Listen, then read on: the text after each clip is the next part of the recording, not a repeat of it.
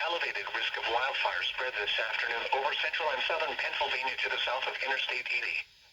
A combination of low relative humidity, dry dead leaf litter, and wind gusts between 15 and 20 miles per hour at times will create an elevated risk of wildfire spread across the southern half of central Pennsylvania late this morning through the afternoon hours.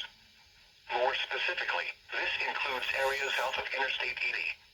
Minimum relative humidity values will drop into the 15 to 25% range and may locally drop as low as 10% this afternoon. Residents should exercise caution if handling any potential ignition sources, such as machinery, cigarettes, or matches.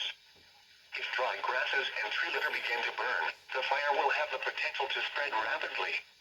For more information about wildfire danger and wildfire prevention and education, please visit the Pennsylvania Department of Conservation and Natural Resources website at dcnr.pa.gov/communities/wildfire.